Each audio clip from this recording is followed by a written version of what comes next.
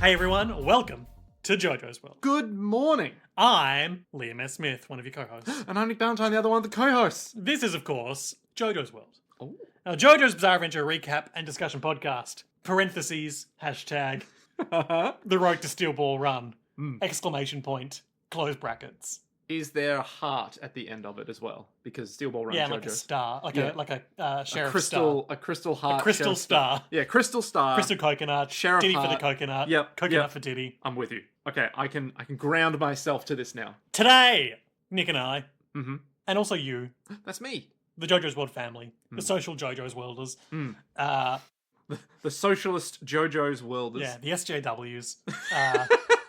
Remember SJWs? Oh man, Anyway, those were the days. they can't have SJWs anymore because of woke. What a shame. Am I wrong? What an absolute shame. We are embarking on talking about Trigun. Which, I mean, to be fair, I'm unraveling at the seams because I'm not used to being not in control. you are so just like, Nick, do you need to do some things? I'm like, nah, we'll be fine. And then immediately upon starting, I've been like, it's fine. I'm just watching Nick open all the things on his phone he should have opened before we started recording. No. And trying not to have a panic attack. These are all the Patreon messages. I'm like, which one is the best one to start with first? 'Cause we have I've so got the many. best one to start with first on the JoJo's World Blue Sky as we opener the listen mailbag. Who's it from? I think I know who it is. I have an inkling. Yeah, S Parks, patron of ours who, yeah, S Parks. yeah, they told you on Blue Sky. You can't. Okay, you can't. You, the listener, can't play us off against each other like this. That's not how it works. TLDR, hell yeah, Trigun, he's pumped. But that's not okay, you go on. Go on, what did he say to you? Go Yes, on. What did he tell you? I resent being manipulated like this. Listen, the key of gaslighting is that you sort of turn the lamp up every now and then, right? You need to be like, there's still gas in What if there, they've right? sent us 2 messages, each meant to inflame the other co-host, Well, mine starts with, driving the wedge? here's the thing. I live in a state known for 2 things. Yeah, whiskey and water. Horse racing and bourbon. Okay. Go on. Part of me wants to keep pestering Nick about whiskey and water, but it's only because I'm right. He's not right. Plus, I'm from a state that produces its own specialty whiskey, bourbon, which I think gives me more say in the matter than whatever bathtub swill you'll make down... Oh, should I be doing a Texan accent? Wow. Than whatever bathtub swill you'll make down there. Wow. JK Illy. Oh, JK. Okay, that's all good. That's all good. Yeah, so, well, he's been trying different kinds of bourbon all around the place. Turns out, if you mix it with water, cools the alcohol burn, which I disdain. Like, Nick wants to feel the burn. I want to feel the It's the burn. only thing that makes him feel I want alive. to feel the Before burn. the stupor of alcoholism sets in. So even though this man wants flavor and taste and not to feel bad about Depth themselves. of flavour. Subtle Exactly. mouthfeel. Yeah. But if you want to get housed, moonshine's the only way. So There you go. respect. I was thinking recently, Nick, about the recent phenomenon of listener correspondence in the Legend of Galactic Heroes era. Yeah. And how we've had frequent mailbag segments driven by correspondence from our listeners. None are all related to the show we were watching, Yeah. but enthusiastically about Gundam and whiskey. Well, look, anime brings everyone together. You know? What does that say about the fact that no one wanted to talk about the show we were doing, but about everything else we brought up? Look, that's how JoJo's has been the whole time. So one other thing, Strike 3 Strike 3. also sent us a message saying, fun fact about One Piece, Oda didn't plan on making it this long either. I know this. Yeah, he wanted to make Mihawk sound more impressive, so he said he was part of the 7 Warlords of the Sea. Then he realized he needed to make 6 more powerful characters. I mean, and built arcs you around actually didn't need to. You could just leave that unexplored. That's the thing. You control the scope of the story. them. Yeah, well, he swore he would never do it again. And then he did. Yeah. Yeah. But the editors have held him to high standards. So, you know, take from that what you will. Yeah. I have been corresponding with listeners about One Piece as well, but I'm not going to bring it up. Been watching a lot of One Piece recently, Nick. Look, I've never noticed Some you... 200 or so episodes. Genuinely, I don't understand why you're doing Skipping the this to filler. yourself. I'm skipping the filler.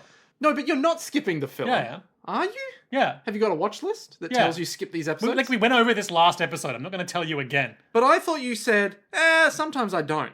Because you're just having a good time. That's not what I said at all. Well then, my memory once again is bad. Cuddle this. Yeah, you know what's not bad though? Our patrons. Who I'm just going to thank in general because they're all great. Thanks to the patrons and listeners of this show. Yeah. Thanks to the people who give us their money and the people who send us their messages. Even though I As barely... we embark on the road to Steel Ball Run, your energy, your mental energy is going to be more important to us than ever. Yeah. But also the money that you give us. I Because mean, we want to upgrade our microphones. Yeah, the money is kind of unimportant, but the mental vibes are good. Nick gets one well-paying job and all of a sudden the money's unimportant. More that if we were in it for the money, we wouldn't be doing a podcast. True. We don't want to lose money. No, we don't want to lose. We want to double our dollars. We Yeah. want 60 billion double dollars. And you can make that happen, you patrons. can take that to the bank. All you need to do is hire some people to get on our Patreon. No, but I reckon they're like the spirit bomb that propels us Exactly. forward. Yeah. They're the ones who are just like, you can do it. And we're like, yeah. Yeah, I guess I can. Okay, yeah, sure. Speaking of heroes who are just kind of like, yeah, Yeah. Trigun. Trigun. Liam from Crunchyroll.com. An overview. Immediately skeptical. An overview of Trigun, the 1998 anime adapted from the manga written by Yasuhiro Naito. To be honest, 1998 is later than I would have expected. Yeah, and would you believe the US premiere of this anime was 2003? Okay, that tracks more. That's 5 years later. That's more. I mean, at the same time, I feel like it's earlier. It feels earlier in terms of like production zeitgeist, but I associate it with being on TV with about that 2003 era. 100%. Like right where Cowboy Bebop, Samurai Champloo, Ghost in the Shell anime, all those kind of like iconic things in our brains of, oh, that's good anime. Yeah. Actually, I was thinking about this, and I was going to bring this up later, but you've kind of brought it up. So I'm just so good. yeah. So this, I feel like it sits in the same sort of American dubbing That doesn't era suck. as those. Yep. I mean, I'm not going to Of the era. pass Of the era. judgment on Yeah. that sort of thing. Wow. It fits in the same sort of time frame as those in my brain, those other shows you mentioned. And this, correct me if I'm wrong, this diverges from the manga pretty heavily. Pretty heavily. Yeah, my unresearched impression of that phenomena is like the same phenomena as like Full Metal Alchemist, Yeah. where it's like the I guess what seems to me to have been the trend at the time is we've got this popular show. We want to strike while the iron is hot and adapt an animated version of it. Yep. But they've only made 50% of the manga. Yep. But because of anime production timelines, we want to start making our own now. And then they get up to the end, like either as part of that same order or just because of ongoing seasons, they get up to that end point. It's like, well, now we'll just do our own thing. Yeah, I think in this case it's a little different because this I'm one's... thinking of Full Metal Alchemist. I'm thinking of Hellsing. I'm Yep. thinking of those are the two main ones I can think of. What about One Piece? No, No? One Piece just sort of and happens. it's still going. Yeah. So. But it does it not slow down to be like, hey, we don't have anything new, we're not going to release a new episode. It does now, Yeah. but like crucially, that's not the same phenomena I'm talking about. I'm 'Cause- talking about like when they just make their own ending. Yeah. Because I think back in the day, they were like, well, we need a full season. Yeah. Whereas And now... we need a cohesive.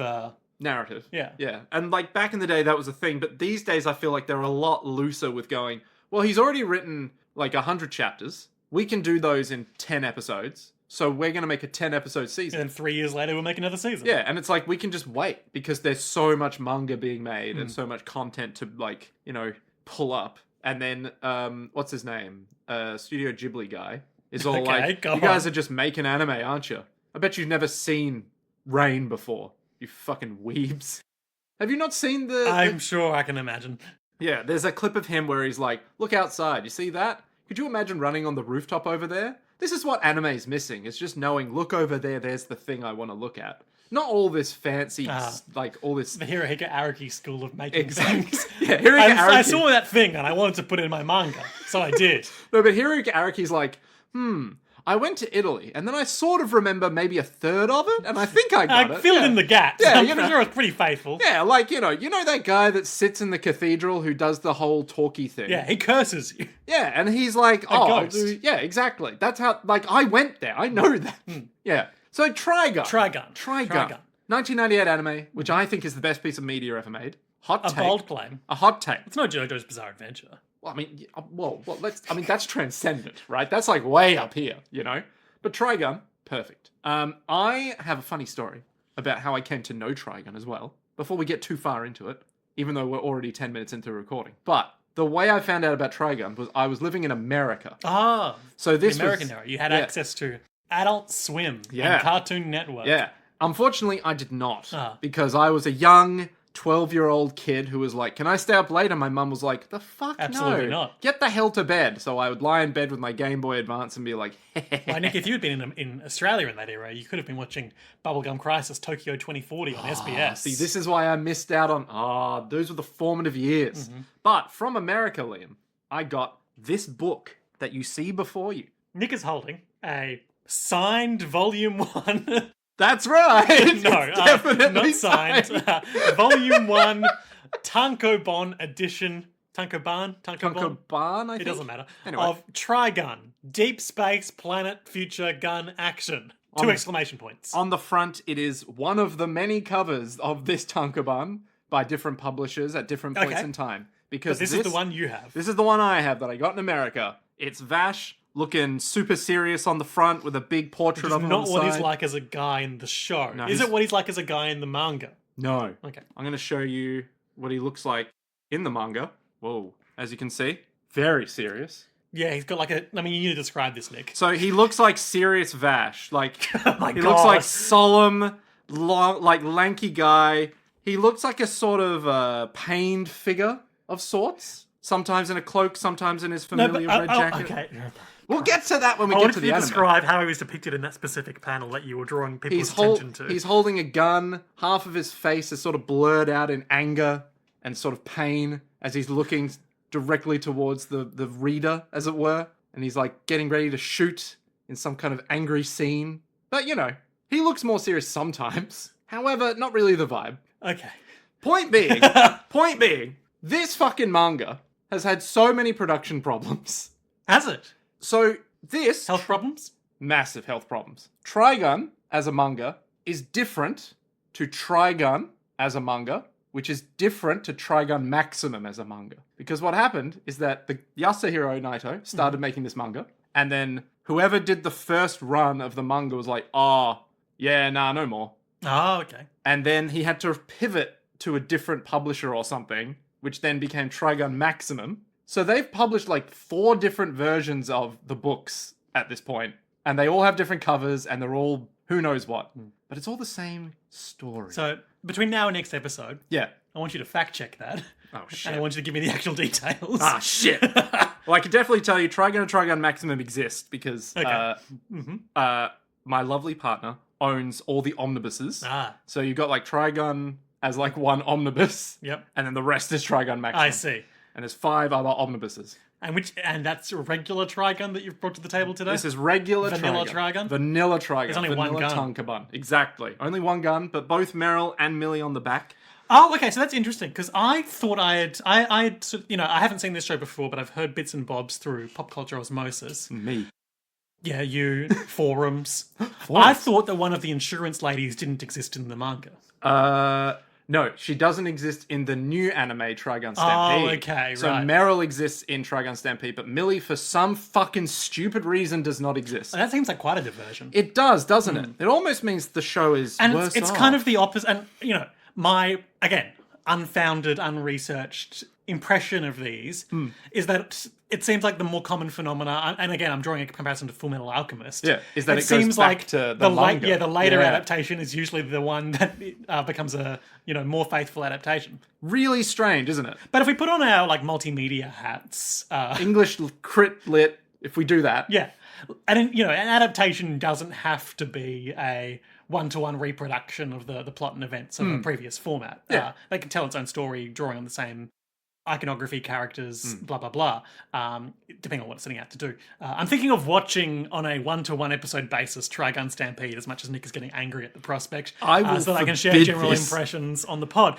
But I haven't yet, because the JoJo's World method is, of course, that we watch fresh and then share our Our thoughts. fresh thoughts, Yeah, indeed. and I am the unspoiled boy. I'm the pure boy this season. This time, you're the innocent young lad who will find it incredibly difficult to avoid spoilers for a 20-year-old show No, I won't. that not many people really I mean, like. unless people get in touch and explicitly spoil me. Don't at Liam I mean, people anymore. like this, right? Everyone loves Trigun. You just said not many people like. Well, I mean, the original anime is quite old, and I'm sure people have been like, oh, crusty. I actually like this one more, and then moved on. Look, with at their this lives. point, JoJo's World is somehow a podcast that watches old shows. Or as friend of the show, Jay put it, a podcast that watches obscure anime. Which I find frankly insulting. Because it's not obscure if it's the most popular anime of a different era. You know? I think it's like shows like Trigun informed so many shows after it, right? Well, if you think about like Akira, Evangelion, JoJo's World, they all inform things JoJo's that come World. after. I know what I said. So they all inform anime that comes after, right? JoJo's World, the podcast, informed the JoJo's World TikTok channel. Exactly. Which people keep getting in touch with us about. And they're like, are you guys this? And it's like, no, but we're happy to have you here anyway. You like anime? And the other thing worth mentioning in terms of our format this season is that we are watching the dubbed Trigun. With subs for screenshot Yeah, we're watching purposes. Trigun dubbed with subs for screenshot and comparison purposes. Yeah. But importantly, because we have dubbers privilege, if I'm so inclined, I can drop some clips in. Hell yeah. We love Johnny Young Bosch. I prefer a Johnny Old Bosch. God damn it. So Liam, I want to read you the overview. It was Johnny Young Bosch, the psychic guy in Endless 8. The psychic guy in Endless. I don't know, but maybe? I don't think You so. read your little overview, I'll check that. Okay. So look, Crunchyroll gives us this little synopsis. God, we still haven't got through that. I know. Crunchyroll gives this little synopsis of the show for you, Liam, to kind of draw your own conclusions about who Vash might be and what kind of like life we're going to have with this guy. Yeah, so to provide the framework on who Vash might be, kind of the joke of these first two episodes at least is that there's these two insurance investigators, Looking for Vash. Millie and Melly or whatever, looking for Vash. The $60 billion double man. And they keep encountering the man that us, with our knowledge of dramatic irony, know to be Vash. Well, we don't know that he's definitely Presumed Vash. to be Vash. He's just in every The piece of iconic media. Mr. Trigun, red coat, blonde hair. Yeah. But they keep mistaking other characters for Vash the Stampede. Because there's no solid And way because, to be like, because our man Vash has this larger-than-life reputation, but is an idiot. Yeah. Vash the Stampede is a wanted gunslinger with a habit of turning entire towns into rubble. His path of destruction reaches across the wastelands of a desert planet. Oddly enough, for such an infamous outlaw, there's no proof he's ever taken a life. Oh my god. In fact, he's a pacifist who's more doofus than desperado. There's definitely a whole lot more to Vash than his reputation lets on. End of paragraph. End of paragraph. Confirming, Johnny Young Bosch did, of course, voice Itsuki Koizumi in the Melancholy of Haruhi's Suzumiya Endless 8. Is he the main guy who's like, what's going on in No, our that's Endless 8? Crispin Freeman's Kyon. Ah, I see. Is he the... Itsuki Koizumi is the other man in the show. Oh. And he's the one who would he would lean in close to Kyon and go, I love you, in English. God, what a guy. What an absolute guy. Yeah. So, Trigun. Yeah, okay. So I shared my impression of Vash the Stampede to you while we were watching, and you told me this was wrong, but I feel like it's worth getting on the record for the pod. Yeah. Watching these two episodes, my read on Vash is that he is, first and foremost, an idiot. He is driven by selfish impulses and... Okay. And just, basic, Goku style... I wanna do... I want to eat a lot of food and have a lot of fun style stuff. He's a decadent guy. Yeah. Yep. I'm sure that one of the people who were out there who had any sort of understanding of id, ego, and super ego could identify him as purely one of those. But I never learnt which one was which. I think you want id. Okay. Because that's the base, the back of the brain lizard, but I want to drink more alcohol vibes. Sure. Yep. Yeah, he's an idiot. He's an idiot. Okay. I wonder if that's related. Get it? Get it? And he professes to being a pacifist, but he keeps getting in all of these... Little tussles. all these little tussles where he is able to, survive and dispatch people with laser-like precision, even though he doesn't kill them. He can... at one point, he throws a gun or some piece of junk with pinpoint accuracy and beans a guy in the head on pure reflex, seemingly. So I've sort of constructed him in my mind as kind of a violent savant. What does that mean, a violent savant? As in, he he doesn't have violent tendencies. He's not seeking violence. Yep. But when it comes to enacting it, despite his, fear of blood or whatever he talks about, he is able to do the motions perfectly. That's pretty accurate. Yeah. Okay. I can get on board with some of these words that you've said. That is, after all, he's able to do the physical actions related to violence with a high degree of execution. Yeah. But he's not actually interested in doing the violence. Yeah. We've even seen him literally dodge bullets. Yeah. So he's clearly proficient at something. It's a question of whether or not this is like conscious behavior of him or pure reflex, or if there's some sort of deep lore sci-fi ability enhancement at play here. Yeah. Okay. All right. What do you think, and this is very early days, but what do you think is the overall overarching kind of story that Trigun's going for? So we're on a nondescript western planet. Yeah. We're going to call it No Man's Land to make it easy. Okay. I assume we stay on this planet for the bulk of the story. Yes, correct. Even though it's been, there's implied to be a spacefaring civilization of some sort here. Yeah. Vash, I think he just wants to get by for at least for a while. He's just going from town to town trying to satisfy his impulses and survive. Okay. Obviously, these two insurance ladies are Meryl and Millie. Yep. What was the question? Where do you think the whole what do you think the vibe of the show is going to be? And it's tricky for me to answer this in a pure sense because I know about like his evil brother or whatever. Yeah. Because I've told you about him. And just osmosis. But where do you think it's going? What do you think is the vibe? Vash is going to have to like grapple with his own sense of personhood because he's like a clone of a robot or something. Jesus, okay. Fuck. He's a clone of a robot. Sure, you know what I mean. Let's leave it at that. Like an artificial construct. Yeah. Blah, blah, blah. He's a made thing. Yeah, sure. And meanwhile, like, he's going to have this contentious relationship with Millie and Vanilli. And they're going to develop a begrudging friendship. Okay. And we're going to hit a lot of Western tropes. Yep. I don't know. I don't really know. Like, you've mentioned that there's going to be an arc later, but these two episodes so far have just been sort of Cowboy Bebop style episodic shenanigans. So I'm intrigued to see if we switch, much like Gintama did, if we just switch from like episodic little problem of the day that's overall kind of insignificant to broader arc-based storytelling consistently, or if this is just if this arc you've mentioned is just something that sort of emerges and then is resolved. Yeah, I'm gonna not spoiler it because it means nothing to you, but the Legato arc is what I said. Yeah, we're not even up to the Legato arc, and that shit's tasty fire. Tasty fire. Tasty fire, baby. Because I think that's like the arc where everything that we all love happens, and that's just like, yep, we'll get to that. Okay, it's got Knives Vermilion. It's got Nicholas J. Wolfwood. It's got not quite, but I'm going to let you sit on that. But you always have to start from the first episode. That's how we do things. That's how we do things here. So, first ep, what do you think? This episode is, of course, called the $60 billion Double Dollar Man. So, I got to ask. Yeah. Double dollars. Yeah. Any info on why that's that? Because it sounds rad as fuck. He's the man with the $60 billion double dollars on his head. Because I'm drawing comparisons to, of course, the other bounty shows. The other bounty shows? One Piece, where, of course, they have their currency berries. I did not know that was a thing, but go on. I think which are broadly analogous to yen in terms of the denominations used. Okay. You got Gil from Final Fantasy.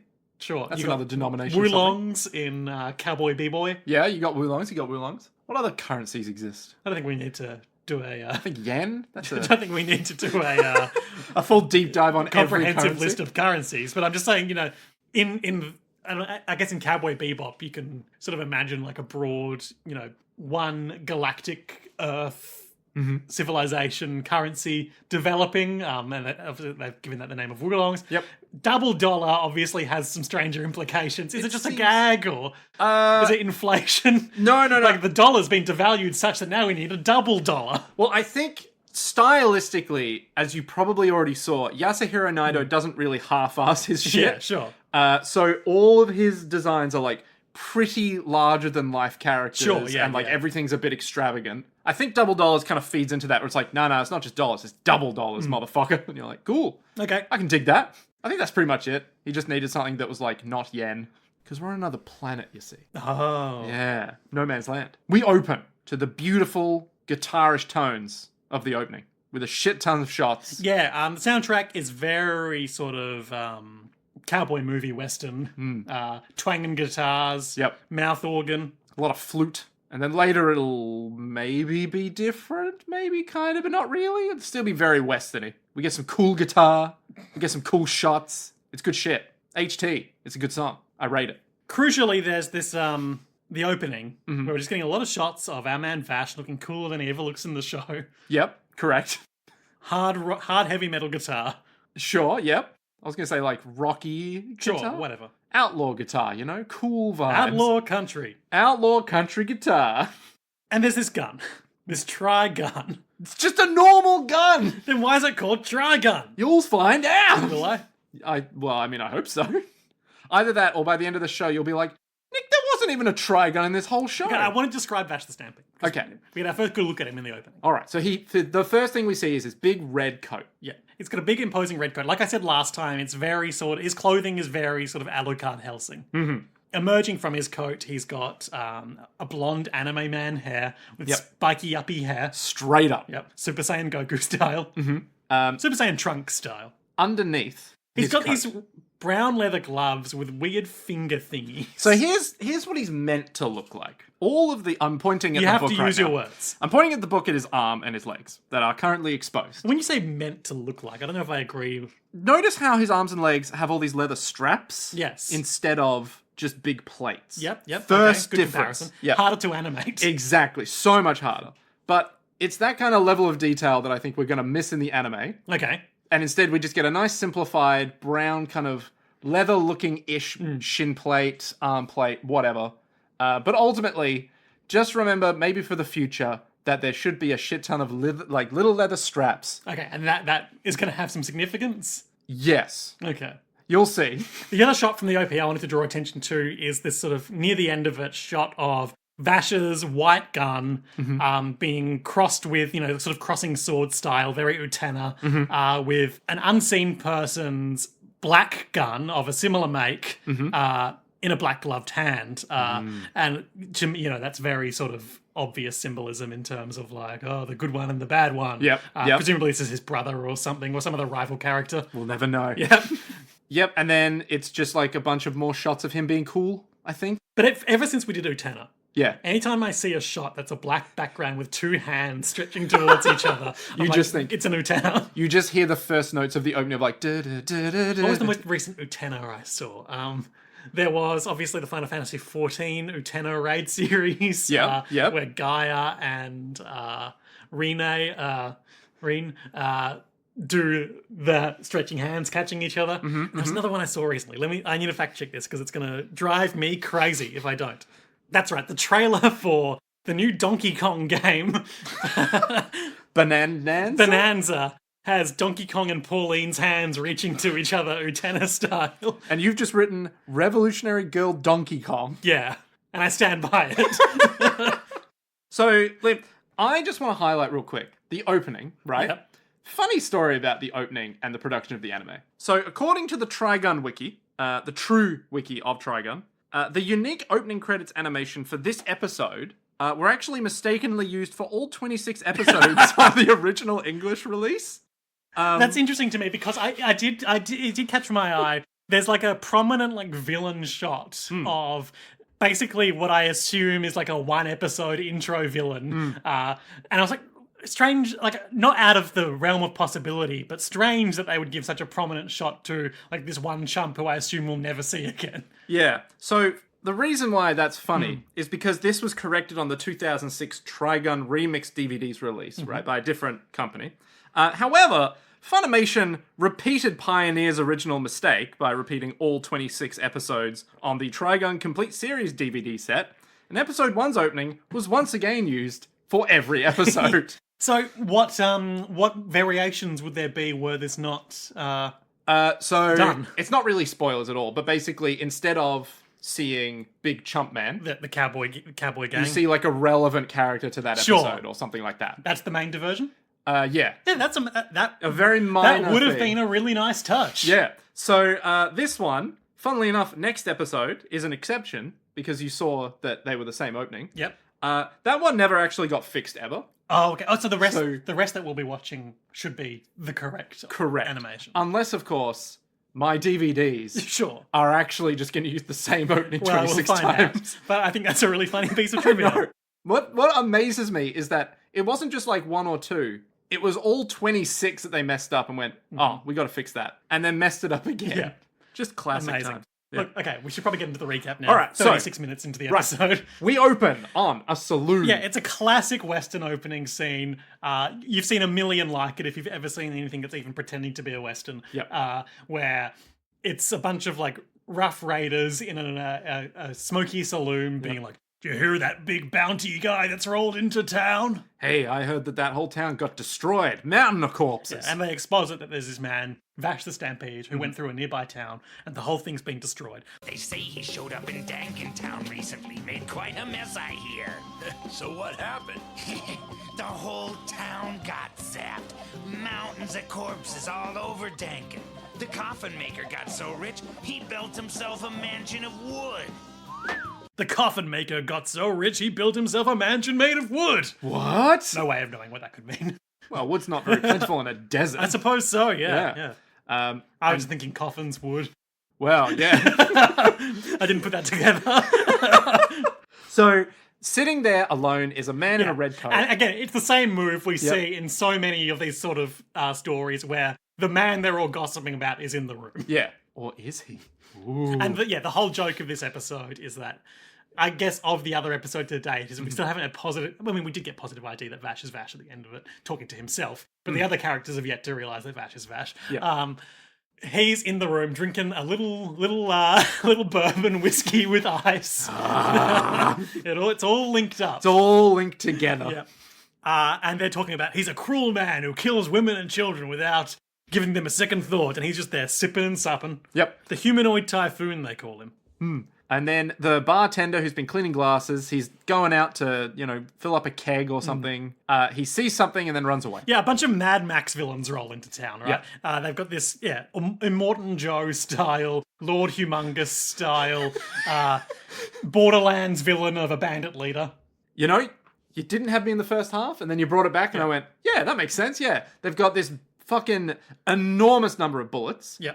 And they fire... The first thing they do is the ruffians hear something. They're classic Western bandits. Yeah. They all wear like cowboy outfits and red neckerchiefs. Yep. Which is kind of their defining trait right now. Their defining gang signifier. Yeah. So they hear like a big sound that is going to be the boomerang, which is just I just kind of thought they just shot the bar until it stopped being a bar. You know the first half where the whole roof comes off? Yeah. Yeah, so this big guy... I didn't put that together at all, yeah. This big guy hucks a big metal boomerang that we don't takes get a off name the for roof. this guy, do we? Don't think we do. I'm just going to call him Lord Humongous. And I'll find him. He is Descartes, is his name. I'm not calling him that. I will not sully the good name of Descartes. So this big guy, big mohawk guy, he stands at fucking 12 feet tall. He's this huge guy, one big mechanical arm, hucks a big boomerang the size of a building to the building, which smashes the building, takes the roof off, and we then get lots of luxuriously animated shots of shotgun blasts hitting the padded stools of the bar, and then submachine guns tearing up the wood, ripping everything until eventually it's just our man Vash sitting on his sole remaining stool because somehow he got the saloon sign blocking all the bullets in front of him. Yep, the metal saloon sign which came off in the boomerang hit and then landed right in front of him. He's fine. By coincidence or by his design? Impossible to say. Impossible to know. And he pulls out his big Trigun, and it's just a normal gun. His big 6-shooter, his big sci-fi 6-shooter. Yep. Points it at them, and we cut away to the episode titles, and then we are with our other protagonists, the insurance investigators. Meryl and... Oh, no, not yet. Oh, no, sorry, yeah. We repeat the same scene where townsfolk are like, did you hear about the $60 billion man? $60 billion dollars. And we get some ominous shots of our other episode villain, Let's see Loose Ruth, a.k.a. Constance Gunman, or whatever his fucking name is. Hang on, I'm just double-checking what his second name is.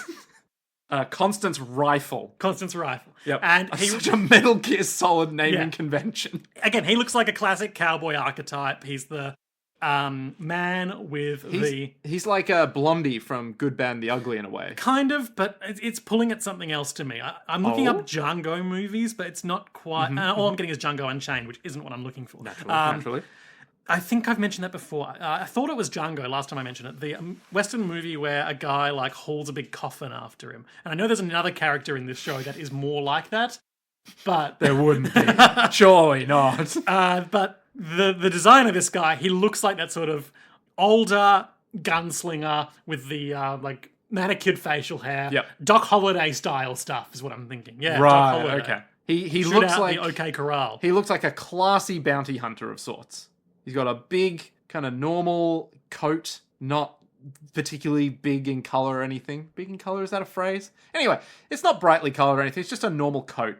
He's got an incredible moustache, and he has a very fancy rifle. I'm just looking up gunslingers now.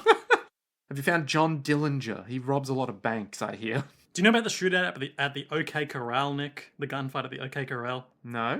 Okay, well, I can't help you then. It's a famous historical gunfight. There was a guy called Doc Holliday involved. There was Wyatt Earp. There were a bunch of bandits. Ooh. It's adapted a lot. Tombstone, I think, is an adaptation of it. Okay. It's also famously adapted in an early season of Doctor Who. What? Okay.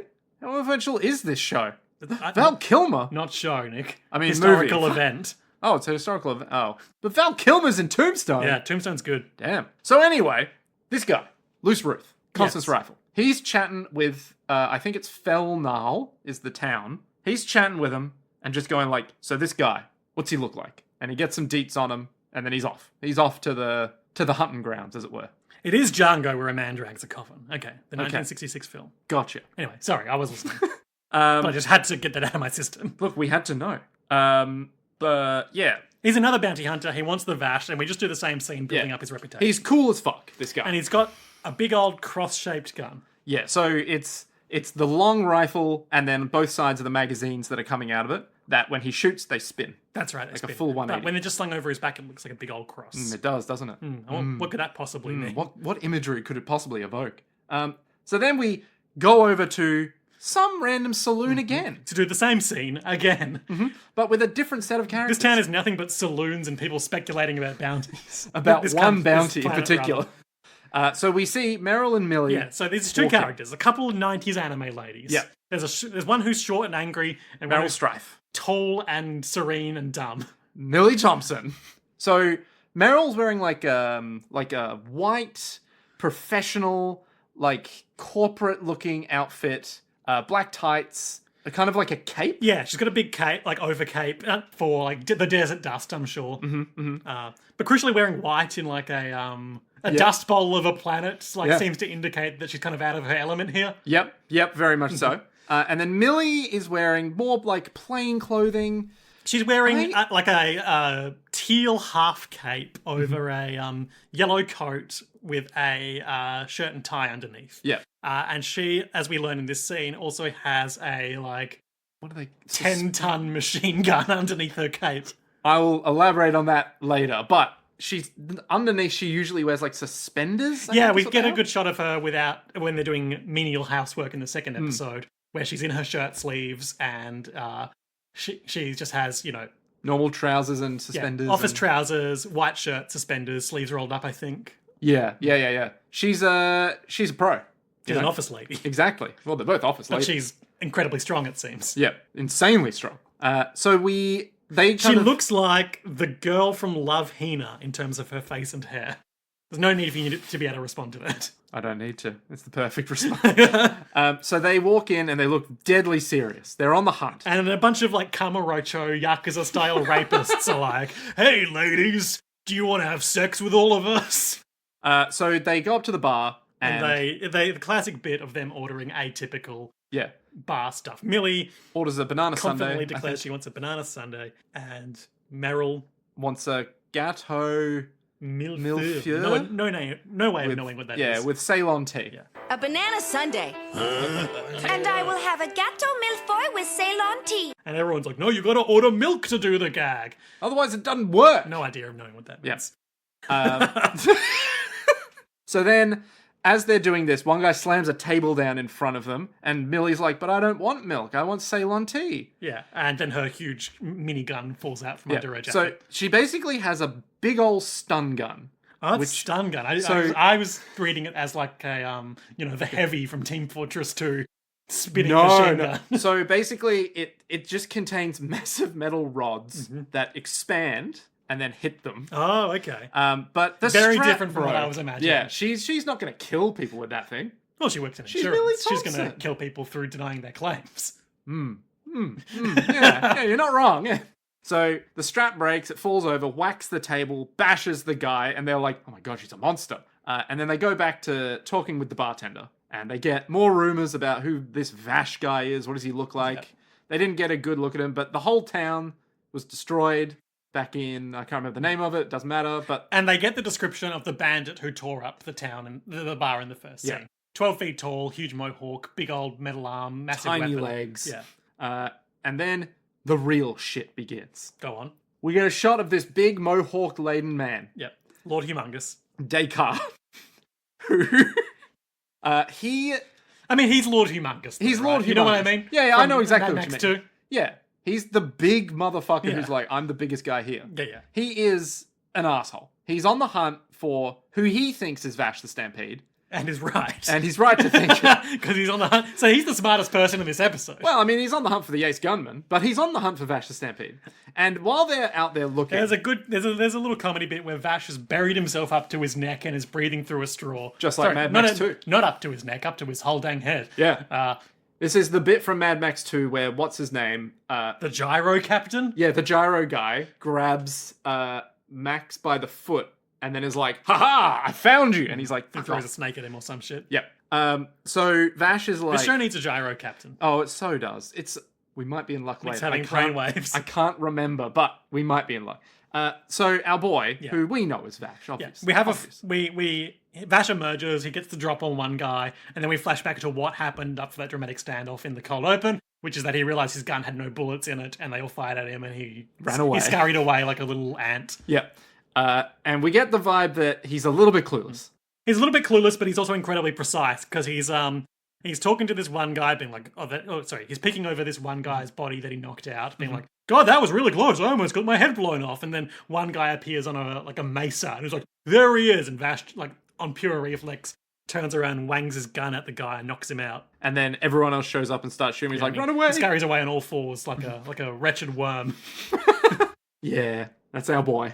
And he's in a chase, and he's hungry, and it's all fine. Yeah. It's all classic bits. He gets behind a guy and empties the guy's gun into a rock to make a little portrait of him out of bullets. He's doing some Looney Tunes shit. The guy that he's like one step off from getting them to chase him through a tunnel that's just painted on the mountain. Exactly. And he's like, hey, you guys can just stop chasing me. And the guy's like, well, we got it. It's like, I bet your wife would be real sad about all this. It's like, well, actually, I'm single. To clarify, he's holding his gun to this guy's head, being like, I'd love an excuse not to kill you. Yeah, exactly. And they both come to the sort of conclusion in a very awkward and non-climactic way where it's like, this guy's real sad, and he just turns around and he's like, it'd be really great and make us all really happy if you could just die now. The bandits keep talking about like their happiness. And so I feel like maybe there's some baggage here I'm not quite getting. Well, it's our fate to be happy together or some shit. Yeah, it's like they're bound as a gang to get Vash, so... We're not pals, we're partners in fate. My happiness is his happiness. I don't know. Who's to say what that could possibly mean? Not me. I only read all the manga and watched all the anime. Does this guy ever come back? I don't think so. Good. Not in... I don't like looking at his big beagle earlobes. That's true. He does have big, long earlobes, like someone who wore big stretches when they were younger. I recently watched a show with a guy with even longer earlobes. What? And that show was One Piece. Ugh. In which the god Eneru, the man made of lightning, has earlobes that basically go down to his nipples.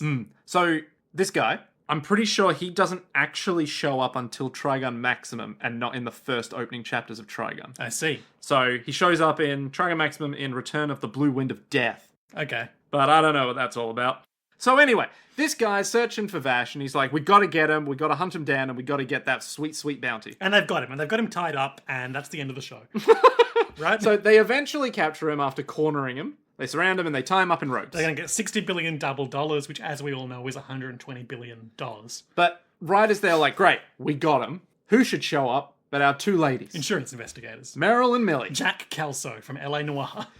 So they're here on behalf of the Bernardelli Insurance They're Company. writing these creatures. Thomases. Thomases, which I think... I love that name for a creature. It's so good. Yep. Thomas. Thomas. Yeah, imagine a chocobo, but no feathers. Weird mask for a face. Yeah, so their heads underneath. It's reminding me of something I can't quite place, but the way they've got the mask face and sort of like vaguely like gator-like mouth and the drooping fur, that's like pulling at my brain with a specific monster from something else that I can't quite put my finger on. They remind me of Vimps from Giant Citizen Kabuto.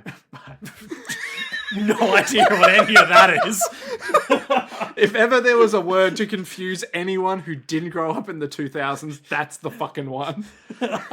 So, yeah, these things, they basically have big masks on their face, and then at the very, very bottom, they've got these little beady eyes and long fucking tongues like anteaters. And they're weird as fuck, and we love them. They're bipedal, I think. Correct, they're bipedal, yeah. You looking up a chocobo? No, I'm looking up... I thought maybe an Endwalker enemy could have been the design I'm thinking of from Final Fantasy XIV. It does seem to be one of those recurring things of once chocobos were a thing, everyone wanted to make a chocobo. So for a while... I mean, it's not quite a chocobo because of its lizard-like features. Yeah, but it's very close to a chocobo. In terms of like an alt mount, Yeah. It's a bipedal, kind of upper-heavy animal. Like a T-Rex, but just dweeby. I'll see if I can figure out what I'm thinking of between now and next episode. Yeah, okay, alright. Note to future editor Liam. Look up some shit about an animal that's bipedal, doesn't really have arms, and has an anteater No, head. it's the head that's specifically bothering me. Yeah, okay. Millie and Vanilli show up, and they want to fucking hang out with Vash the Stampede so he can't kill everyone all over again. Not that he kills anyone. Yeah, so Destroy all the towns. Yeah, later we learn what they want to happen is, because Vash the Stampede is such a risk to the planet, they want to have him under 24-hour surveillance so that they can basically reduce and mitigate any risk of him doing anything crazy in terms of insurance payouts. And for some reason, they've sent 2 office ladies to make this happen. Well, I mean, who else are they going to send? So they are very anxious as they approach. Meryl is in front, short and, She's nervous, but she is the more boisterous of the two. Yeah, that's the and word she I was is their looking leader. Yeah. And And Millie, they approach Lord Humongous, assuming he's Vash, bringing him a gift of donuts. and Millie is trying to hide behind Meryl, even though she's like double her height. Yeah. And is just like, oh, good one, very smooth. Yeah, in the so we're watching, as I said earlier, dubbed with subtitles on, and it's interesting that in the subtitles, Millie's Millie's the tall one. Yep. Millie is consistently calling Meryl ma'am, and so there's a more subordinate relationship here. I'm so glad you pointed Whereas this out. in the dub, it's first name basis. Yeah. Which proceed. I don't really have anything else to draw from that. It's just It's just a very interesting thing, isn't It's it? an interesting Localization different kind of depiction of their relationship / I guess office culture. Yeah, I think so. I think because, Japanese is like, well, you're the boss, ma'am. Yeah, Whereas and in this, we're assuming either in the Japanese dub, she's probably either calling her like, not senpai, but Millie-sama, some honorific. Kaicho, Yeah, something like that. Yeah. So they offer the donuts, and They offer the donuts. they offer the donuts. I'm very pleased to meet you. My name is Meryl. I'm Meryl Strife, and I'm here representing the Bernardelli Insurance Society. And I'm Millie Thompson. This, is a small token of our goodwill. Nice going, Meryl. We should get donuts when we watch one of these. We should, because donuts are quite an important Yeah, part of picking the up on show. that. Yeah. We've watched 2 episodes, and in both of them, there's been a gift of donuts. Correct. And there will be more donuts in the future. In fact, one of the scenes, I think, the most important scene, involves donuts. Don't know what that'll be, but, something.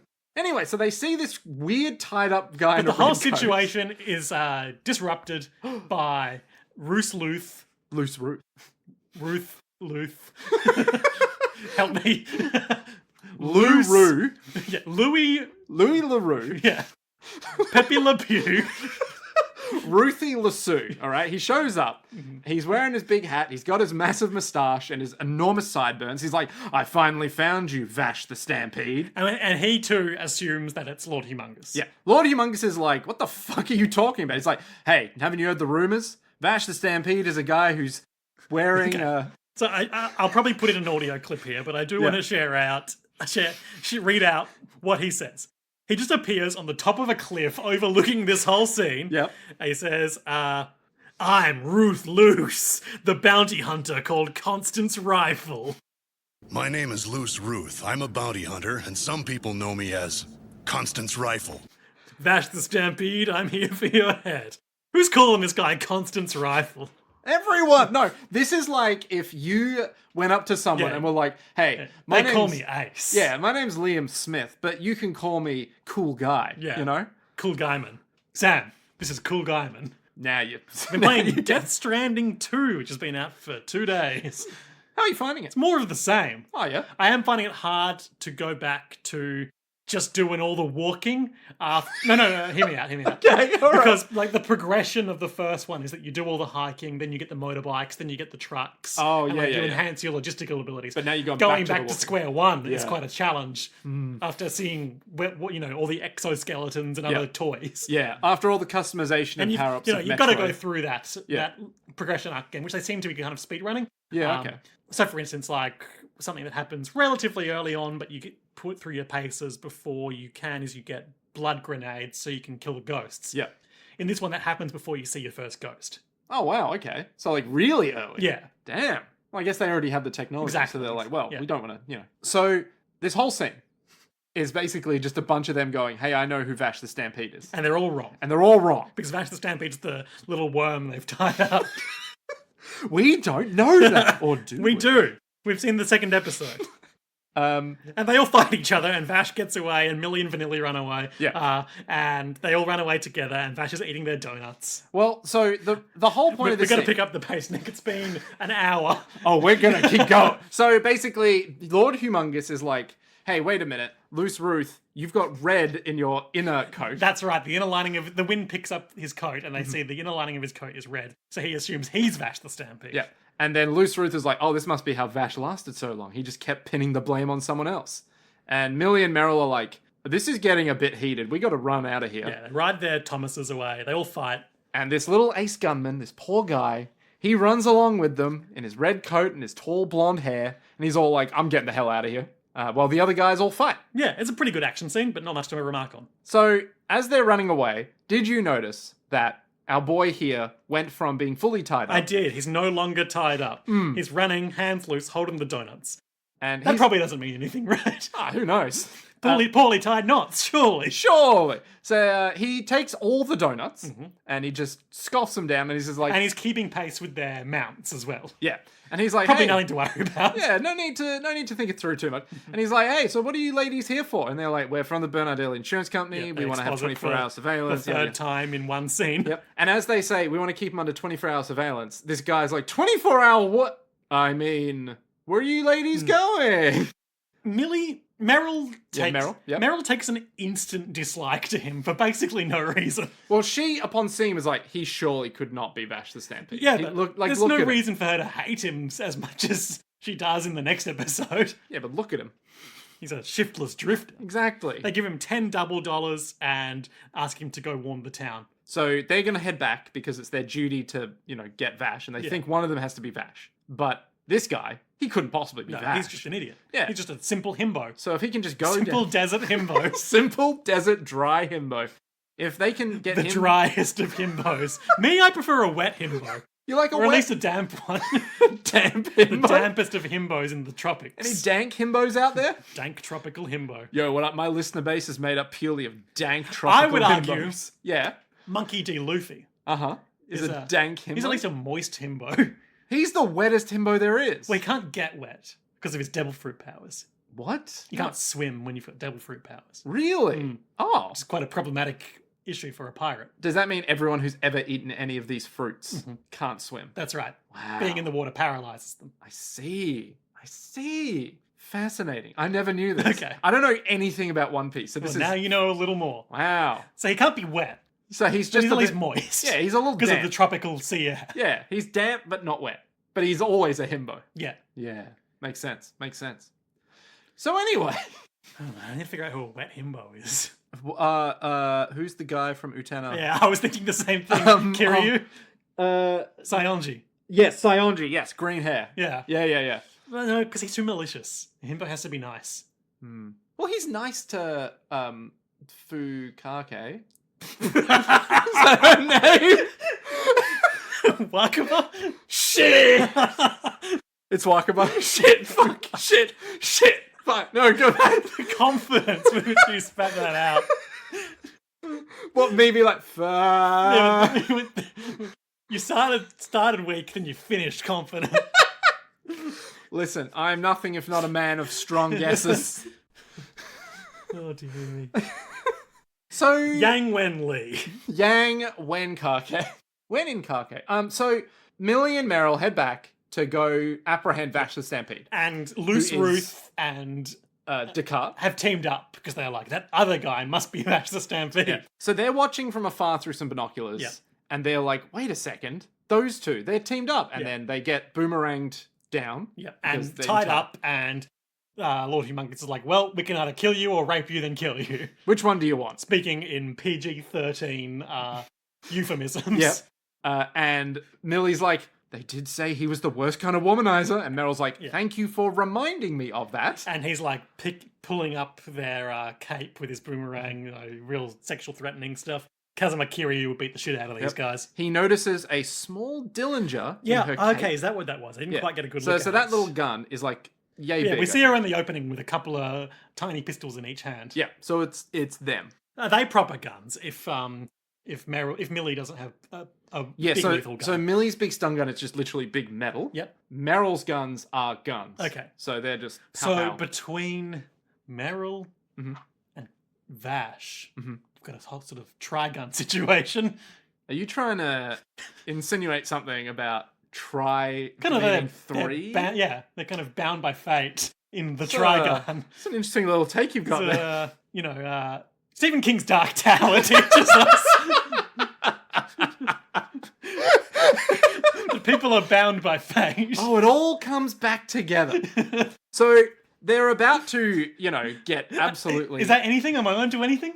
What, onto Stephen King's Dark no, the Tower Trigun. trilogy? Oh, fuck no, absolutely not. There's nothing to read into there, no. But who should come bounding I back? thought it was pretty good though. Well, I mean, the fact you got it back to the Dark Tower is pretty good. I mean, no, But the divorced fact from there's that. three guns of sorts. Yeah. Yeah. Nah. Yeah, I thought it was pretty good. I mean, it's a good analysis of there being three. because how they're kind of getting like a kind of will they, won't they, love and hate relationship right now. Well, let me put it this way. You're correct in saying Meryl has gun, but we're missing another key gun that might be a third gun. No, there's three. She's got two guns. Oh, but she's only got one kind of gun, you see. Like Yeah, that's not what I was saying. Oh, okay. Well, then in that case, yeah, three guns. Yeah, sure. Three guns, and Yeah, they're but also they're going to hook up. Right? Also, I'm going to tell you right now. Unfortunately, you're very wrong. they're not going to hook up. Not well. I mean, they might hook up. I can't remember, but no, there is not just Okay. There two is guns in something there. called the Trigun. I don't want to say anything because I think you'll be sorely disappointed.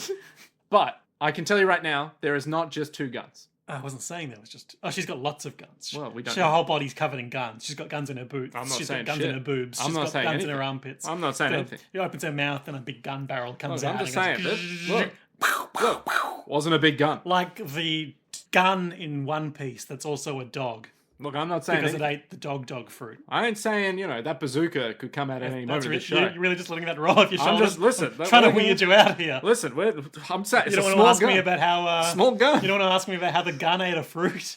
Listen, One Piece, I've seen some shit already, alright? I've seen Sanji and Nami. I've seen fucking, Rosie and the guy with the long nose, Pinocchio No way of motherfucker. knowing who Rosie could be. Why don't I know any names from any shows? So anyway, Meryl and Millie are like, hey, it's that idiot from before. Yeah, he's riding the Thomas in. And he's all like, He I'm in a immediately bit of falls off. strife here.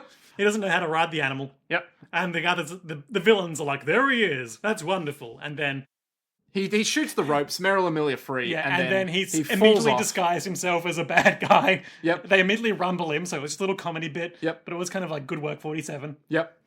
He's so in. They're just all shooting at him as Meryl and Millie watch from afar, being like, that guy's an idiot. And then he wins. They corner him on a cliff outside of Felnal. It doesn't matter. I want to say a town. And our big boy, the large lad with the mohawk, he gets his boomerang and he's all like, hey, you My either, boomerang always comes back.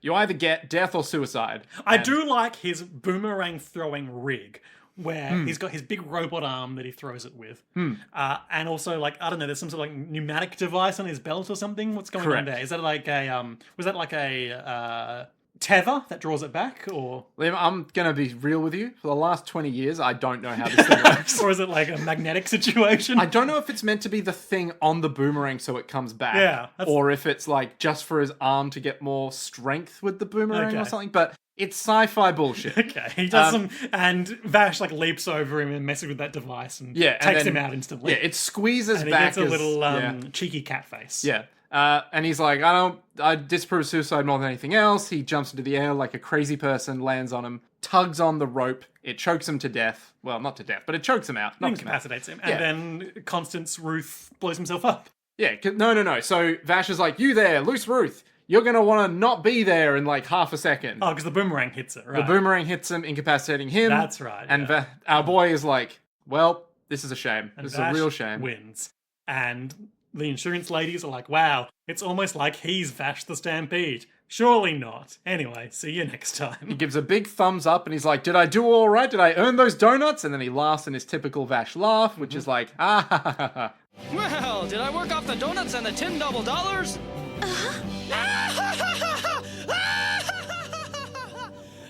can't be him. There's just no way. They go back to their hotel and type up an Well, incident report. you're forgetting the most important part, which is that Loose Ruth had a grenade that he was going to throw at our boy, the ace gunman in the red coat, who could possibly be Vash. We don't know for sure, but maybe. But unfortunately, he got incapacitated by the boomerang. So as our boy is laughing his head off, the grenade goes off and sets off a landslide into the town below. Right, destroying the town. Correct. Necessitating an insurance report. Yeah, necessitating this insurance report, and Millie is in the back as Meryl's typing it up in the hotel, being like... With a typewriter, it's worth saying. But A surely sort of that man... space-age typewriter. Yeah.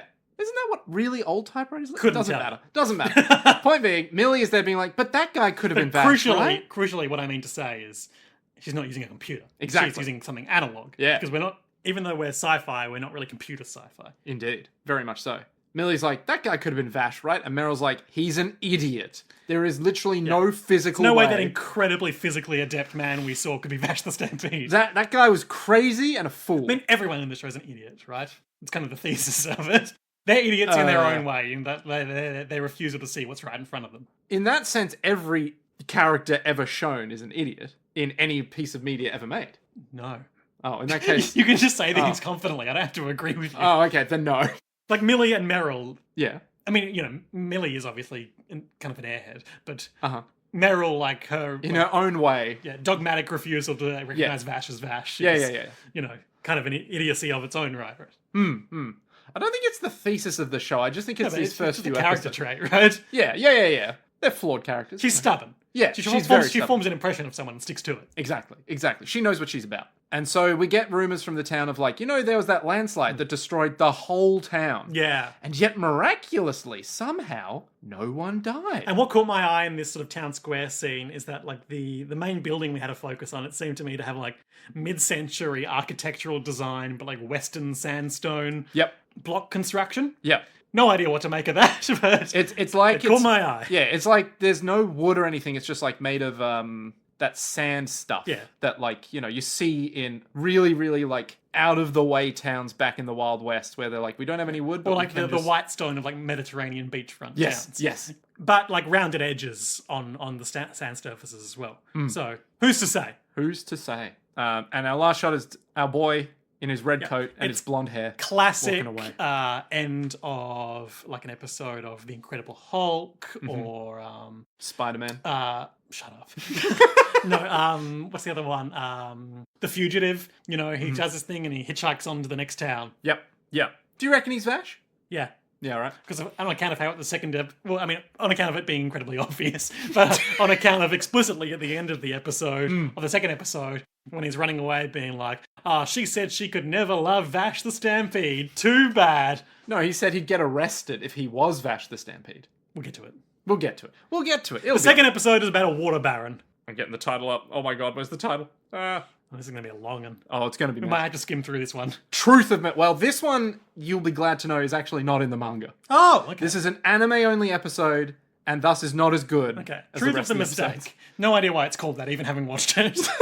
Look, There's a Don't worry man. about it. He looks like if you put Detective Conan and Adolf Hitler in a blender, and he is Immortan Joe. He controls the water supply of the town and uses it for his own power. yes, I'm with you. Yeah, this guy's an asshole. Millie and Meryl wander into town on their Thomases. The it's unnamed. Yep, it's a ghost town. And they've got no water and they're desperate for it. And they run over to a well and they get so excited, but the well is dry. No! So they go see Lord Caesar, the incredibly wealthy water baron who controls the town. Just some guy walks past and is like, that damn Caesar, he's taking all the water from I the hear town. that he's hired Vash the Stampede as his bodyguard. Well, there was this a town cold used to be open where in the night Lord Caesar shot at someone we presume to be Vash. Yep, wearing a red coat, blonde hair. But that's not really that important. No. Well, it's deeply important, but not that. It's not that important. It's not that. You don't need to know it to understand the episode ultimately. Yeah, pretty much. And so they get there, they're like, we gotta see if Vash the Stampede's at this guy's mansion. And they knock on the door, and our man Vash answers it, gives them delicious water, and they're like, you're that idiot. And he's like, yep, I'm Ace Gunman. Or it varies in the dubs and the subs. I'm the Ace Gunman, otherwise known as Ace Gunman. Subtitles. I'm Mr. Cliff's hired bodyguard, Ace Gunman. Whereas the dub, and I'll probably drop a clip in here, says something like, Mr. Cliff really wanted to hire an Ace Gunman, so here I am. And Meryl's like, oh my And god, so for why? the rest of the episode, they call him Ace Gunman. Yep. So... Which is a good name. Credit where it's due. Yep. Vash takes the donuts. Smoke me a kipper, I'll be back for breakfast. What? Never mind. Okay. So The serious heads know. yeah. So he scoffs down all the donuts. He invites them inside, but they're like, no, we don't want that. And then Mr. Caesar comes out and is like, why? Do these young ladies want to come inside? Hitler Conan. Hitler Conan. Yeah. What is the symbolism or the significance of this guy's like fucked record player, or fucked record that he's got on the record player? It's all warped beyond usability. I think it might have something to do with the fact it's really hot here. Liam is looking at me like all my English teachers did. Nick. Yeah. No. I don't know. Maybe it's like warped morality? Or maybe it's like an organ where it's like the rich can afford these antiquated now. No, because there was a pieces of functioning technology. record player in the bar in the previous episode. There was a jukebox, wasn't there? True. Which would just... Yeah. Yeah. So Maybe he's like, a man... I don't know. The contrast there seems significant to me, but I can't put my finger on it. Maybe the rich are the most warped of all. I don't know, I'm not confident in that. Long story short, he's hired Vash to be his bodyguard because he wanted someone like Vash. And I'm going to have to pull it up. Actually, I can't do a long story short because he posts this ad. It's just too good. He posts an ad that says, someone who's really good at being a bodyguard And like Vash the Stampede. It's classic putting English language characters in a Japanese show in a shot that's never intended to be seen for more than like 2 seconds. So they're not really paying close attention to it. It was the 90s. Wanted, bodyguard, require, create shooter like Vash the Stampede. Pay/hour. Cash. No way of knowing how to pronounce this number. $500 Oh, that's a full stop, is it? Okay. Those are the 500, you say? So Sorry, I was thinking that as a comma and then two some more zeros weird- after the comma. Yeah. So I don't know how to pass that. Well, that's centi-cents. Yes, on I the understand end. that. Yeah. Like, shut up. Shut up. That's actually I what- believe you, but shut up. 3 meals with nap, room, weapon and bullets. Special bonus, pet's okay. Ooh, Pet's okay. It's pretty good in this day and age. So yeah, he's hired what he presumes to be a random idiot who looks vaguely like Vash to be his fearsome bodyguard to drive away the person he assumes is trying to kill him. Yeah. And also the town. It drives away, drives away in fear everyone else in the town as well because of the fearsome reputation of Vash the Stampede. Insurance ladies show up and like, hey, we've got to tell you that's not Vash the Stampede. He's taking advantage of you. And the guy's like, oh, they talk behind A curtain. I couldn't get over this curtain. You looked at this curtain and went, It makes more sense in the curtain. context of the full episode, but still bothers me. the privacy curtain's very important. He's got this privacy curtain in the middle of his living room, which he first opens to reveal, what is it, his niece or something? It's his his friend's daughter? Yeah, his friend's daughter who is in charge of some big fortune. Might be like a baron or something. She's some sort of who heiress. Owns some land. Yeah, she's an heiress, and she looks beautiful. Marianne Aura Kaizen. And she looks beautiful. She's got beautiful. She looks like long, the flowing Sylph hair. from Legend of the Galactic Heroes. So like the Sylph. She's got long, flowing blonde hair. She's got big, beautiful eyes. And we can see in the back. Anyway, so he opens this curtain to reveal she's just standing there in an empty corner of the room. Well, it's a privacy curtain. You're not going to... And then later on, Meryl pulls Mr. Caesar behind the curtain for a little quote-unquote private conversation that everyone else can hear, and they can hear them. Yeah, I think it's something It's a decent comedy bit. Yeah, I think Meryl is like, that fucking idiot over there. That No, we can hear you. And Millie's like, she's actually very nice. Yeah, she brought the donuts. She's really very nice. She bought the donuts. Yeah, she's nice and loud. Good bit, but ultimately inconsequential. So basically, this guy has hired this guy to pretend to be Vash, which is working really well for him. Like, he's actually stoked with how well it's working. He's the one doing the deceiving. And when they go back out and they're like, all right, well, listen, if Vash does show up here because, you know, some guy in a red coat keeps coming and shooting Mr. Caesar's house up, then that could actually be Vash. Yeah. So why don't we be bodyguards as well? And then they're immediately put to, like, domestic work because they're women. Yeah. But they get all the water they want. Crucially, this guy is the town's water baron. He controls the water supply, uses that for his own economic advancement, but also to exert control on the people of the town. Yeah. That motherfucker. And he talks, I think it's at dinner, that's not important. He talks a big game about how, like, I wish the people could have access to the water, but they couldn't be trusted to use it responsibly. And meanwhile, like, in his, like, courtyard, he's got a lavish fountain that's constantly spewing out water in a drought. I wonder what that could mean. So Vash has a crush on the beautiful woman staying. Yeah. And when I say a crush, I mean he wants to fuck her. Yeah. He is obsessed with this lady. She's so beautiful and pure and like... And he wants to get on the roof and climb down and watch her take a bath. Yeah. Yeah, it's very 90s. I did like the shot, speaking just off the water use, when they're cooking and Millie is so happy that they've got all the water she can drink. She just sticks her head under the tap and is like, gloop, gloop, gloop, gloop, gloop. Well, you know, normally it's a desert, so it makes perfect sense. It's just great. It's just a good bit. Yeah. We get all the water we want. Good old Millie. She's a good character. I like her. We love Millie. We love Millie. It's just a shame she doesn't exist. Oh, God. And so Vash goes to perv on Mary. Millie walks in and is like, Marianne, dinner's crucially, ready. she is not in the room where she should be taking her bath. Yeah. What's she up to? Yeah. Who knows? And she sees Vash hanging out the window, upside down, rope around his waist, peeping in. He's like, hey, what are you doing out there? Why are you looking into an innocent young girl's I'm room? just looking for spooks on the roof. Well, there's something... Oh, no, it's not yet. She doesn't give it a second thought. And so supper's ready. It's like, okay.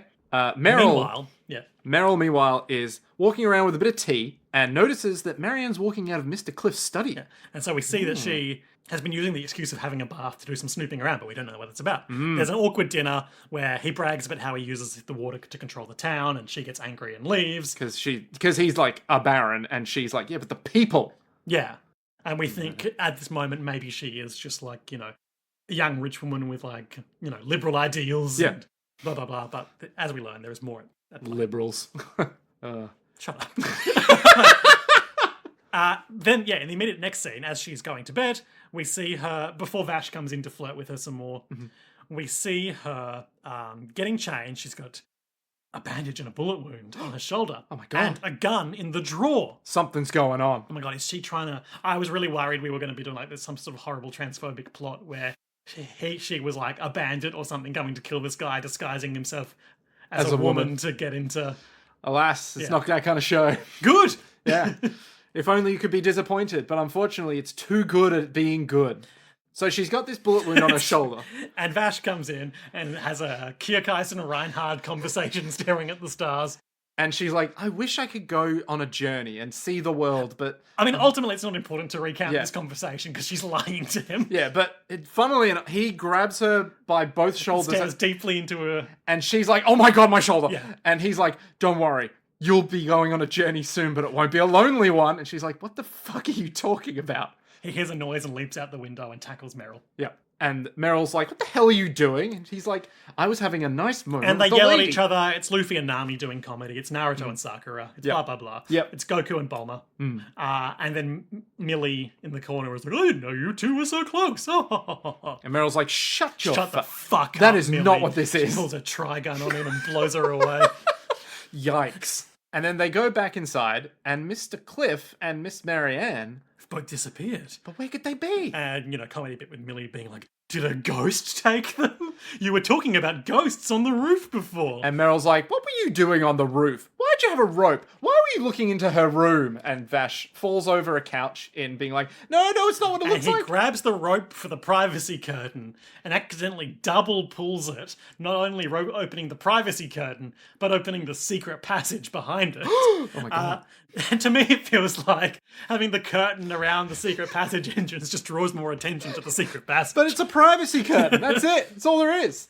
And they go down there, and she is dressed like a cool sheriff lady, because that's what she is. Yep. She's got a a Marshall marshal? silver star Yeah. on her jacket and Yep. her Big suit. big red suit. Yep. And her hair up. And Mr. Cliff is like, well, looks like you weren't Miss Marianne at all. You were Miss trying to So fuck me I over. was going to ask you this and didn't expect to get an answer for spoilers reasons, but Uh-huh. if this isn't in the manga, I can probably safely assume she never appears again, right? I'm pretty sure Mr. Cliff shows up in Trigun Maximum, but I don't know if she shows Okay. up. And the wiki basically said Mr. Cliff shows up in some later chapter in Maximum anyway. And I was like, cool. But not in any important way, I don't think. I think they just sort of show up as, the shapes of their faces. Crucially, in his evil water basement, he's got his huge ice cubes that he uses to control the town's water supply and keep the Droughting.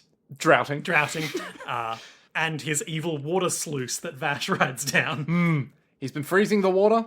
The town is all dried up. The whole area is dried up. No one can live here anymore because there's no goddamn water. He's literally monopolized all the water. Long story short, Vash rides the water down and he's about to blow her brains out.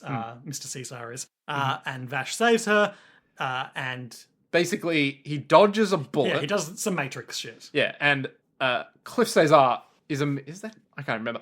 Mr. Cesar immediately is like, oh, he's watching my gun and then just dodging the bullets. Yeah. Which is insane if that's how that works. Like, he's basically doing dodgeball dodging. What? Is he predicting my shots through gun movements and timing? The subtitles say. Yep. And Vash asserts that he's just a terrible shot. Yeah, it's just a skill issue and just flicks him in the head. Yep. Should have just punched him out. Should have just broken his neck. Yeah. It's not actually a crime to kill a water baron. Actually, capitalist pig dogs deserve So death. he opens his gunman's jacket, and he's got his waistcoat underneath, and his what would normally be his holsters, but it's actually 4 mechanized guns either side of his pecs. Yep. And Vash is like, Cool as all hell, honestly. Yeah. So It's like in I think one of the guys in Django Unchained has it. There's spring mounted hold out like a- pistol on your wrist. It's kind of like you have the thing here on your forearm, and then it springs out to your hand. yeah. Yeah, so your finger Yeah. your finger is on the trigger when it comes out. Yeah, when you yeah. Yeah. It's kind of like that, but more sci-fi. Yeah. I like it. More just look at all my guns. It's so good. And what happens? He's going to shoot Vash, but then the water machine blows up. So basically he opens up his waistcoat, he starts shooting, Vash dodges by jumping into the air. The ice that's been frozen behind him starts shattering. Vash grabs a piece of shattered ice. That's right. And then hucks it down at him. And then forces him to kind of aim up and, as he gets hit. But also damages the gun mechanism so it doesn't work anymore. Yeah. And then it damages the machinery behind him, which Millie's like, it's all worked out. See? So He's been pacified. That's more or less what she says in the dub. I really Yeah. like in the subtitles, she says to Meryl, "We did it, man!" It's just these two hiding in the corner, not doing anything. Yep. And then Meryl's like, the whole place is going to She's blow doing up. classic 90s anime, super exaggerated expression, putting her hands over her the face. scream. Oh, no! And then the whole place blows up. Yeah, and the town floods. The Thomases that they came on in, run away. Moments before Yep. nuclear grade explosion. So they're safe. Marshall, Marianne. Well, I mean, we don't know her real name, Yeah. do we? But the Marshal with her beautiful blonde hair now tied up is like, well, that was pretty impressive of Yeah. you. Almost enough to convince me you were Vash the Stampede. And if I was Vash the Stampede, I'd arrest you. well, my job here is done. And he walks away. Yep. And Meryl and Millie are like, damn, we never did find Vash the Stampede. And as Vash is walking away, he's all like, oh. And the sheriff lady is like, wow, that nameless bodyguard. A girl could really fall for a guy like him. And, that obviously makes will they, won't they Meryl really angry. He's so irresponsible. And Vash is walking away by himself. And he says, I was sure it would all work out. That's my Vash impression. I was sure it would all work out. She was such a cutie. But it wouldn't work out. I don't want to be arrested, because I'm Vash the Stampede. And that's it. This would probably be blamed on me as well. I'm just a simple idiot. Just a Vash is simple Goofy country- in my head. Vash is Goofy? Yeah, Goofy from Mickey Mouse. Do you see it? I mean, I get it. I understand where you're coming from. Don't know if I agree, but I get where you're coming from. And those are the first 2 eps of Trigun. Now, Liam, I want to really quickly introduce a new segment. No, we have been going for 90 minutes. Oh, I'm so aware. far. It's a quick segment, don't worry. Where was the cat in episode 1? Didn't see the cat in the first one. Really? Interesting. He was grinning fiendishly when the gag was happening, and all the guys were like, The rapist. one of the in two in we're going to saloons. rape you gags. Yep. Where was the cat in the second episode? In the start of the scenes of them coming into town, a guy was dragging it behind him. Very good. There's a cat in this show, folks. There's a cat in a lot of Trigun. And this is going to be like the panda that the guy draws into One Piece every now and then. That just kind of Yep. It's shows up as a gag yeah. for the serious heads. I'm going to keep asking you this question every episode. Right. If you do not identify where the cat is, You're killing there me. will be consequences. There will no longer be Trigun. There will only be 2 gun. Ah, Yeah. I can accumulate more guns. Highlights, lowlights. My highlight is going to be all of it because I love Trigun. But also the bit, it gets me every time when Vash points his gun in the first episode in the flashback and just clicks on the trigger. And then he's like, oh, wait, I have no ammo. And then tries to run away. Gets me every time. It's so good. Yep. Yeah. My highlight is Millie sticking her big dumb head under that tap. Good bit. He's a simple man. Classic comedy bit. You know what you like. She's thirsty. Lowlights? Lowlights. Interesting. I mean, it's hard to go past one of the two, like, we're gonna rape you for either jokes or probably the joke is the worst instance of it. I see. I reckon my lowlight is probably, now that I've, aged and I can see the 90s failures, Vash just going down being like, well, I'm just going to watch her take a shower now. Yeah, that's It's like, pretty bad too. Doesn't feel great. Even though it's like, yeah, okay, he's just an idiot. Yeah, all right. Well, but at the same time, you're like, don't like that. Yeah. Awesome. Now, Liam, what do you think is going to happen next time Okay, on so Trigun? Meryl and Millie are still on the hunt for Vash the Stampede. Well, hold on. Episode names. I can give them to you Sure. if you want hints. Now, these are all in caps, right? They are all in all caps. Okay, I'll factor that in. So, episode 3 is called Peacemaker. Oh, okay. Not a Metal Gear reference, or maybe it is. And the 4th episode is called Love and Peace, all one word, ampersand in the middle. That's interesting. Could this be a 2-parter? Could be a 26-parter. Okay, but like these were like episodic adventures, though. You know what I mean? Correct. So possibly, Oh, you think they're just a direct continuation of each one? I think these two could be an extended 2-episode arc. Yeah, okay, all right. Much in the same way that the Jupiter Jazz arc of Cowboy Bebop was 2 episodes. Okay, all right. What do you think is going to happen in Peacemaker? This doesn't exactly give me a lot to go on, does it? I think broadly... Now you know how I feel Yeah, every yeah. day. I mean, I think we're going to continue, at least at the start, the structure of Vash wandering into town, Meryl and Millie, by coincidence, follow behind him. Yep. I think possibly, I feel like either in these 2 episodes or the immediate next one is going to have to be the time they identify him as Vash the Stampede. Okay. Because how long can this bit play out for is my question ultimately. Well, I know the answer, but I'm not and going to it's tell 26 episodes. you. I